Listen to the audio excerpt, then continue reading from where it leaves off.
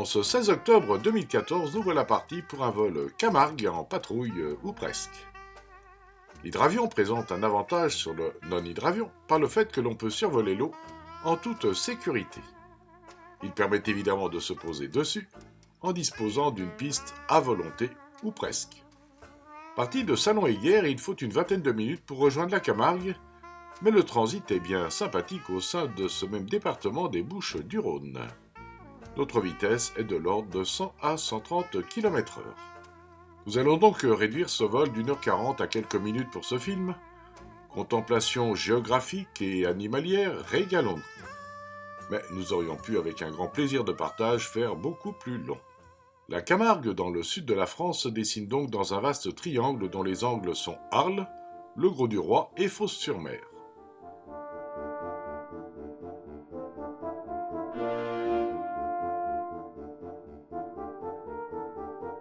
Un avion traditionnel sans flotteur doit prévoir une hauteur de sécurité pour pouvoir rejoindre la Terre et se poser en cas de situation difficile telle qu'une panne moteur. Ceci explique que notre avion accompagnateur est beaucoup plus haut que nous en zone aquatique. Trois grandes zones en Camargue. La Grande Camargue entre le Grand Rhône et le Petit Rhône. Cette Grande Camargue est limitée par les deux bras du Rhône, lesquels se divisent donc au niveau d'Arles en Grand Rhône et Petit Rhône. Deuxième zone, la Petite Camargue ou Gardoise à l'ouest du Petit Rhône. Et le plan du Bourg à l'est du Grand Rhône. Chacune de ces zones a des particularités aquatiques, terrestres ou de salinité, ce qui induit divers types de cultures ou d'activités.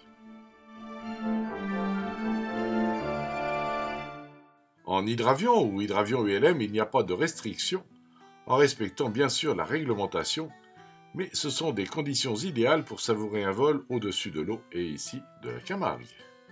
Bien entendu, nous évitons soigneusement les réserves naturelles.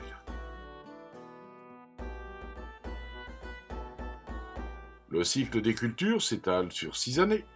3 ans de culture de riz, lequel dessale la zone du delta et pour contrarier ensuite les mauvaises herbes, on plante favorablement du blé dur, du colza, du sorgho, du tournesol, et cela pendant 3 ans. À terme, la salinité ayant remonté, on replante alors ce riz d'appellation Camargue, bien sûr.